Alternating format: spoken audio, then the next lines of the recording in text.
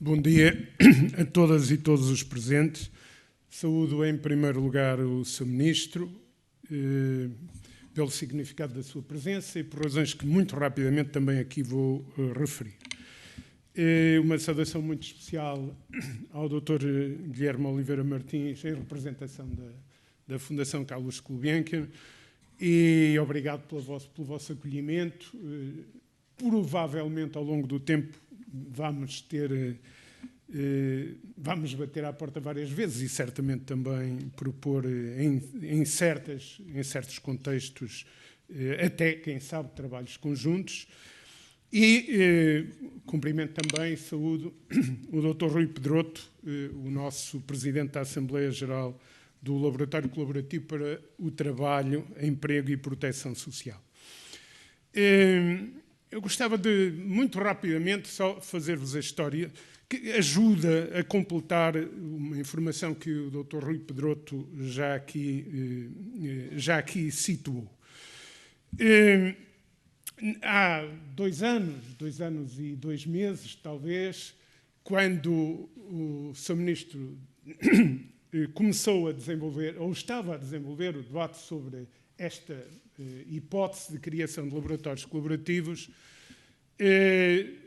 estávamos numa assembleia, por acaso em Coimbra, no SES, e na altura o enfoque que é a referência central de toda esta construção dos laboratórios colaborativos, situava-se bastante na área das tecnologias, de mudanças estruturais da economia. E nós fizemos-lhe o desafio de dizer, mas o trabalho, a segurança social, a proteção social, por certo, não são menos importantes e menos influentes nas transformações que a sociedade tem aí pela frente. Queria dizer isto porque, de imediato, o Sr. Ministro disse, vocês têm razão. E procurou, ao longo do tempo, abrir espaço.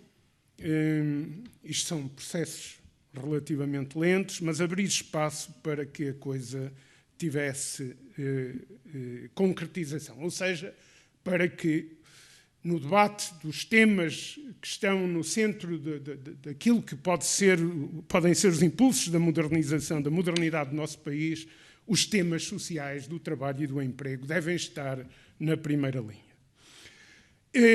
Nós estávamos, nessa altura já, um conjunto de investigadores que estão aqui, pertencentes ao CIES, do ISCTE, não é?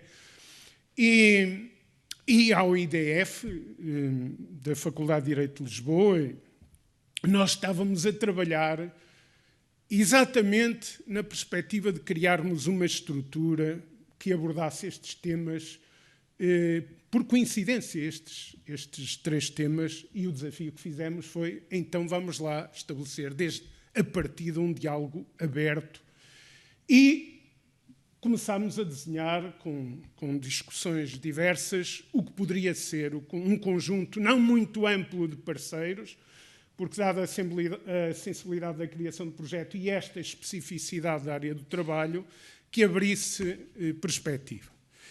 E temos o orgulho de transmitir que constituímos uma lista de possíveis parceiros e partimos para o diálogo e não recebemos resposta negativa de nenhum deles. Desde a primeira hora, isso queria saudar muito concretamente, porque desde a primeira hora... Não estou a perceber.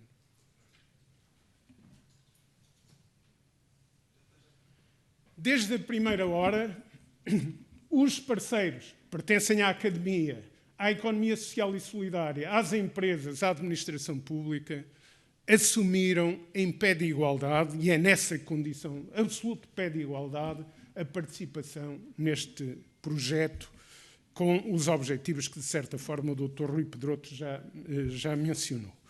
Permitam-me só, não me quero alongar muito, mas há vícios do percurso passado que tendem para eu falar, ou que criaram o hábito, às vezes, de falar bastante, nem sempre acertado, mas queria dizer-vos que estes associados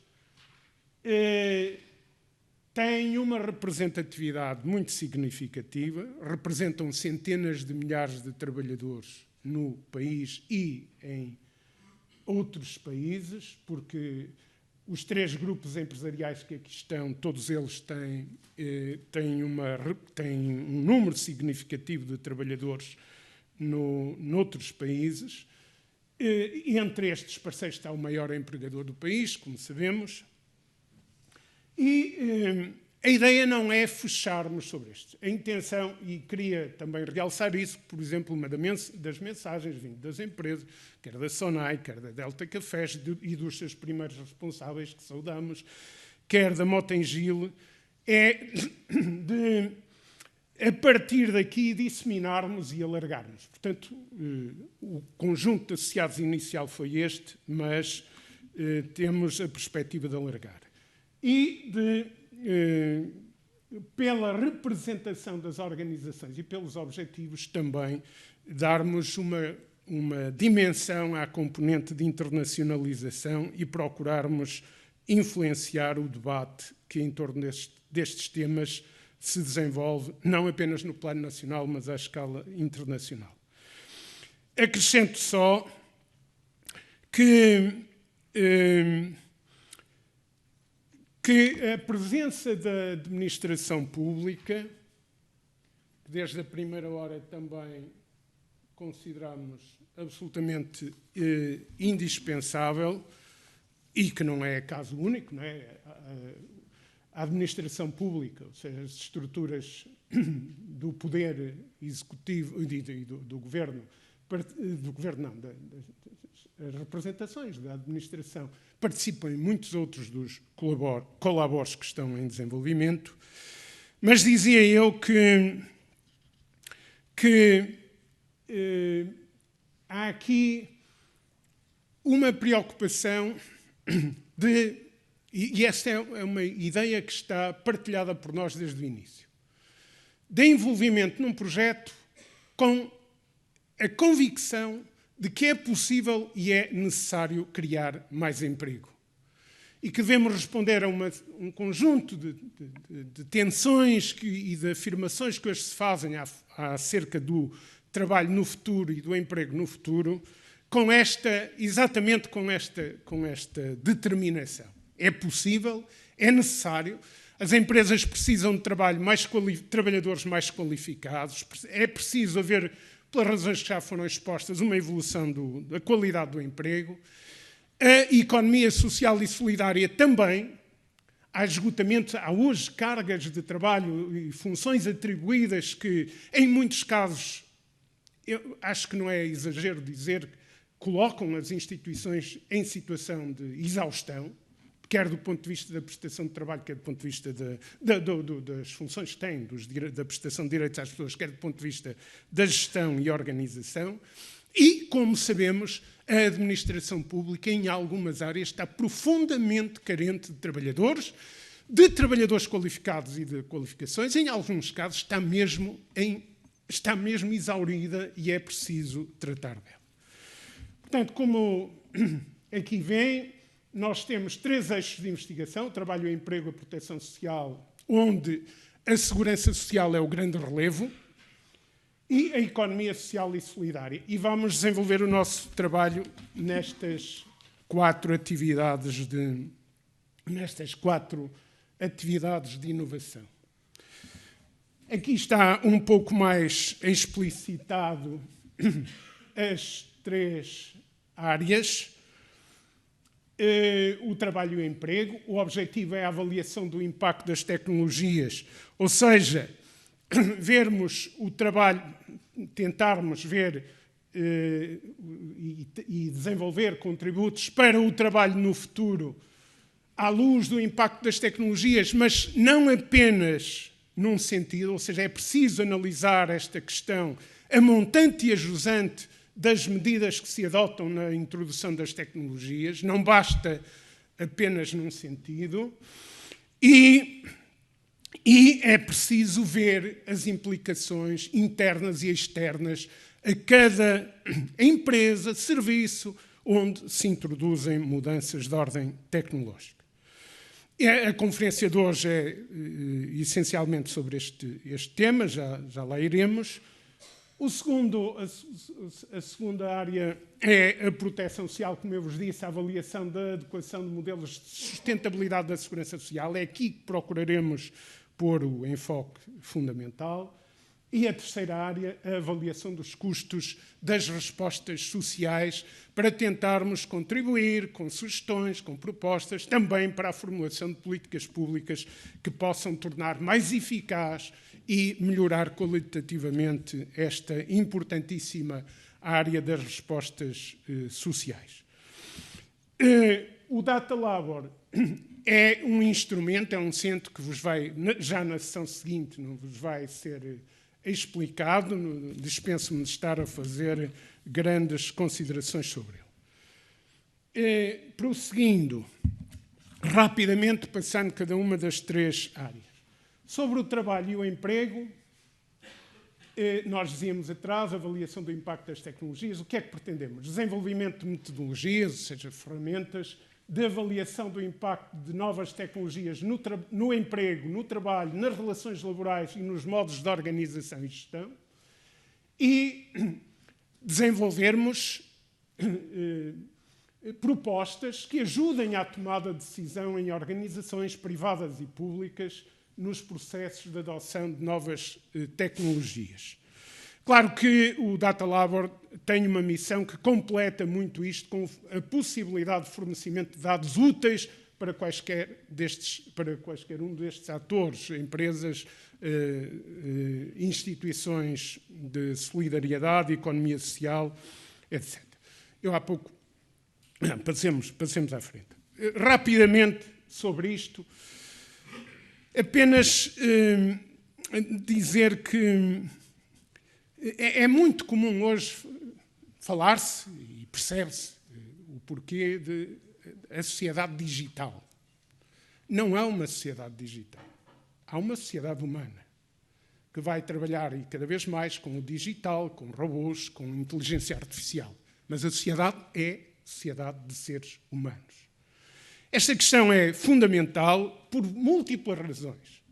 Com certeza que na conferência de hoje virão alguns aspectos a ter relevo em relação a isto que eu acabo de introduzir. Porque, por exemplo, para a definição do emprego ou dos perfis que queremos no trabalho, é totalmente diferente partir-se do enfoque na máquina ou no instrumento tecnológico ou partir-se do enfoque no ser humano. As coisas estão lá. O digital, a robotização, a inteligência artificial estão aí e vão acelerar-se. Isso é adquirido para todos. Agora, nós precisamos de ver onde é o enfoque, porque senão nós estamos a discutir emprego como complementaridade da máquina e não a máquina como um instrumento. E podemos estar a discutir relações de trabalho e organização de trabalho focados na máquina e não focados na pessoa. E é preciso focar na pessoa e depois ver como é que nos enquadramos e como é que agimos face às máquinas de que dispomos. Mas não só isto.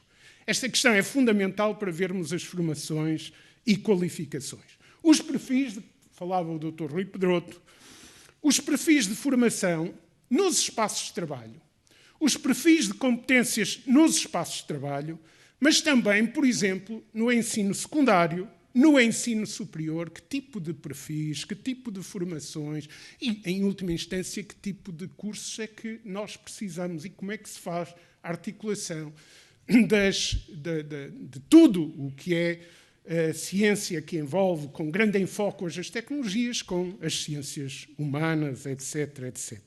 Nós precisamos, em Portugal, ainda a semana passada o relatório da OCDE nos deixa alguns alertas muito importantes. Nós não estamos a progredir, nós progredimos muito na educação e na formação e estamos convictos que estes laboratórios colaborativos são, em vários planos, um contributo importante para continuar esse impulso de formação e de qualificação, de ensino, formação e qualificação, mas é evidente é evidente que não estamos a conseguir progredir ao ritmo que devíamos progredir nas recompensas para os trabalhadores, para as pessoas, e eu julgo que também para as empresas, porque se nós entrarmos na discussão da produtividade, etc., das empresas e para os serviços, não é? Nós precisamos de ir fundo nesta questão. Portanto, no fundo, é também o modelo de desenvolvimento que está em causa. E, digamos, se conseguirmos, pela ação prática, por cada uma das empresas que aqui apresentámos, ou as instituições de solidariedade, quer a CNIS, que é, como nós sabemos, a organização mais representativa, incomparavelmente mais representativa da economia social, e que tem toda uma rede de envolvimento que exige participação de trabalhadores e envolvimento de pessoas de enorme dimensão, mas também a Santa Casa da Misericórdia de Lisboa, que é uma entidade com um potencial enorme, que está no terreno, mas que também precisa de evolução. Eles próprios, nas discussões que fazemos, apresentam a necessidade de evolução da sua organização, da sua gestão, de novas concepções sobre o desenvolvimento de cada uma das atividades que prestam à sociedade. Portanto, eram estes aspectos, e rapidamente, e vou mesmo para o fim, eu desenvolvi um pouco mais a questão do trabalho, porque é tema da conferência, como é lógico. Em relação à proteção social, enuncio aqui apenas os objetivos desta área, a partir da avaliação da adequação de modelos de sustentabilidade da segurança social. Nós queremos mesmo vir ao debate e ajudar a aprofundar o debate sobre sobre os modelos que se podem desenhar. Procuraremos agir, trabalhar com um leque de variáveis suficientemente amplo e sério. Não contem connosco para afunilar análises em 3 ou 4 variáveis. Será, por certo, uma preocupação grande da multidisciplinaridade que é necessário ter presente quando tratamos um tema destes, ou os outros que aqui trouxemos. E, portanto, queremos trabalhar sobre a identificação dos impactos das mudanças tecnológicas, demográficas e económicas no sistema de segurança social e correspondentes necessidades de reconfiguração do sistema e dos seus componentes. E, naturalmente, quando falamos de componentes, falamos também daquilo que são os direitos que hoje que são viáveis e que se podem perspectivar. Desenvolvimento de novos instrumentos de análise de adequação e sustentabilidade do sistema, que é uma preocupação contínua. A segurança social nunca tem um estado em que se diga, pronto, chegamos aqui, agora isto é só funcionar. É preciso, ciclicamente, continuamente, tratar da sustentabilidade, e mudam os enquadramentos e a forma para se definirem formas corretas, instrumentos corretos dessa sustentabilidade, e esse debate precisa de ser ampliado com muita frontalidade na sociedade portuguesa, e apuramento de propostas de reconfiguração e de reforço do sistema, porque acreditamos que a segurança social, um sistema de segurança social público, universal e solidário, é absolutamente insubstituível e que o desenvolvimento da sociedade portuguesa não pode abdicar dele. Por último, o tema da economia social e solidária, a avaliação dos custos das respostas sociais. O que é que pretendemos com isto? O que aqui está? Mapeamento dos desafios societais emergentes e das suas consequências em termos da sustentabilidade e dos modos de governação das respostas sociais.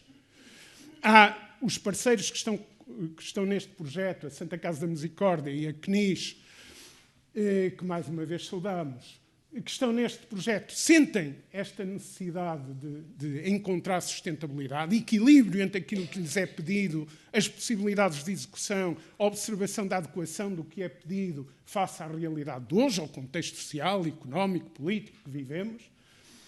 A avaliação dos custos, uma avaliação que tem que ser multidimensional, e a avaliação dos custos da prestação dos cuidados sociais, procurarmos contribuir, e acho que este governo, como qualquer governo, tem muita necessidade e, por isso, um forte interesse, né, numa avaliação que leva a uma normalização e que gere mais confiança na sociedade portuguesa e um sistema que seja de transparência, que seja sustentável, que seja forte.